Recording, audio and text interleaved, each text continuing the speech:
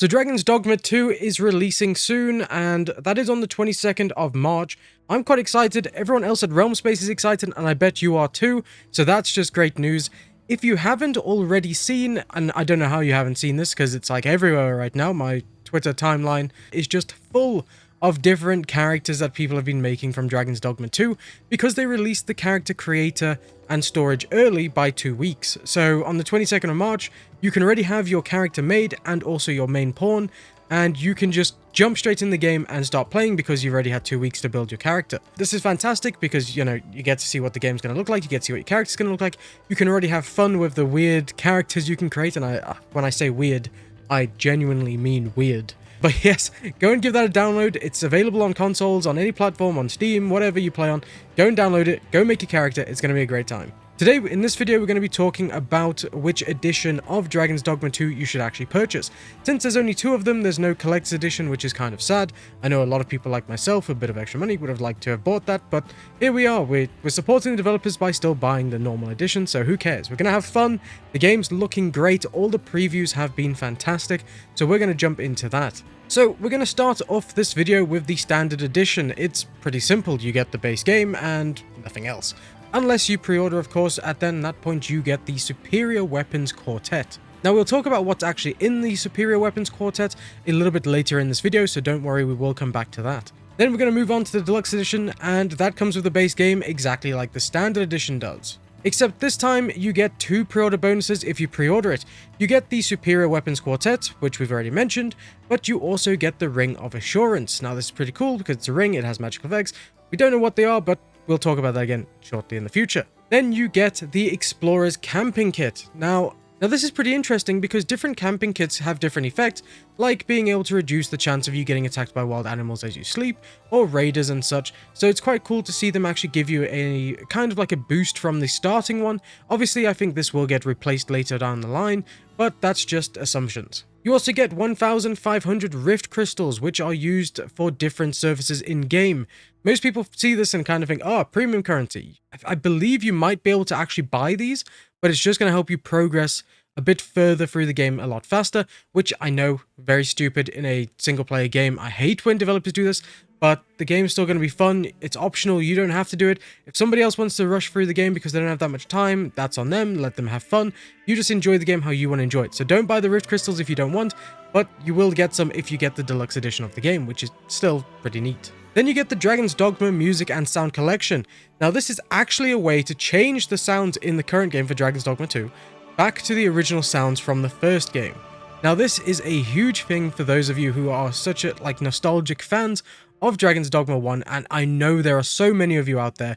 You all love Dragon's Dogma, you've all been hyped for this one for years, and God knows how long it's had to take to get this game, and here we are, we're finally getting Dragon's Dogma 2, and you guys are just going to be in for a treat, especially since, you know, nostalgia always kind of like boosts the feelings you get for a game too, so it's kind of cool to see them add like sounds and music in. So I hope you guys do enjoy that if you do pick up the Deluxe Edition. You also get a ton of items too, which is pretty interesting actually.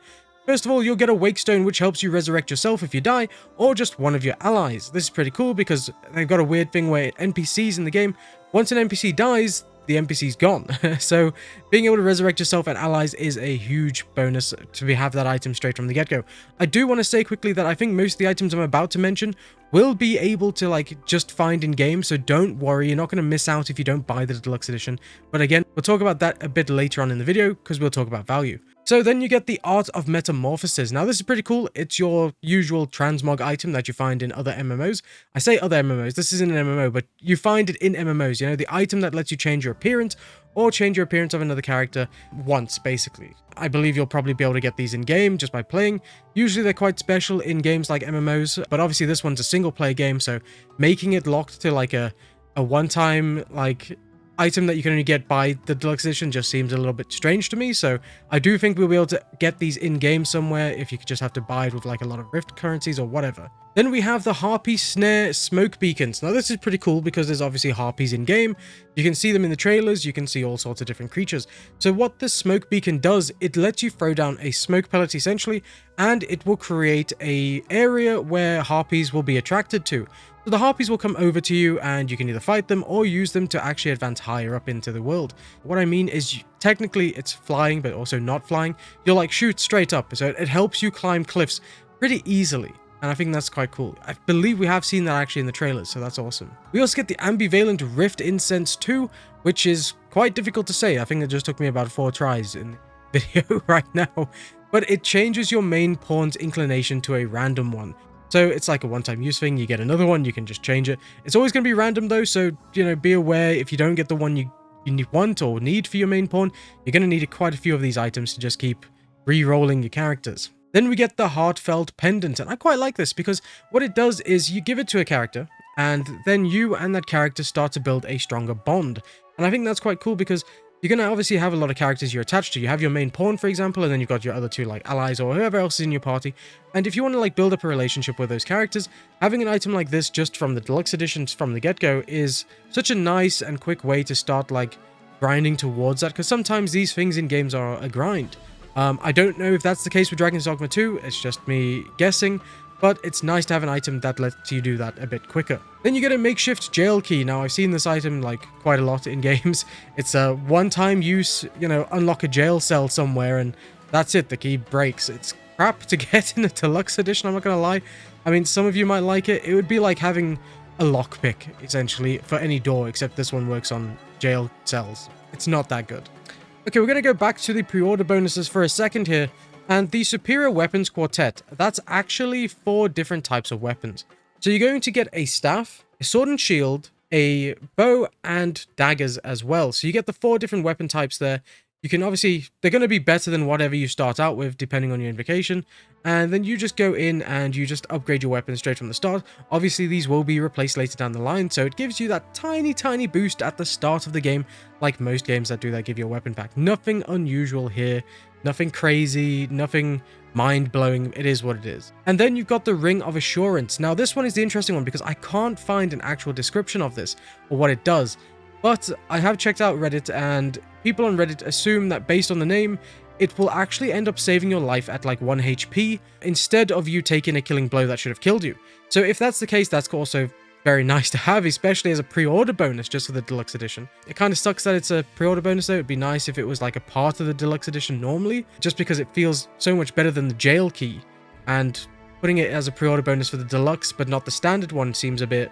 It would have felt a bit better. Like, we would have got more worth for our money if it was the other way around, you know, if it was on the deluxe edition. But when it comes to pricing, honestly, pricing is not that bad. In America, you're going to be able to pick the game up for $70. That's the standard edition. You know, most games nowadays are $70, so it is what it is there.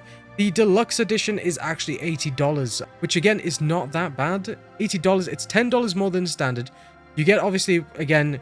You get the 2 pre-order bonuses if you pre-order. You get the Explorer's Camping Kit, the 1,500 Rift Crystals, your Dragon's Dogma Music and Sound Collection, which is actually exclusive to the Deluxe Edition, and then you get all the number of items we've already spoken about. Now, one thing you should take note of is that when it comes to value and deciding which one you should buy, I'm actually on the side of the Standard Edition. Myself, personally, I'm going to buy the Deluxe Edition. I don't mind spending a little bit of extra, but for most people who are a bit, like, undecisive on the editions, go with the standard, unless you're actually a very big nostalgic fan of the first game. Now, the reason why I say that is most items can probably be gained by playing the game, we all know that.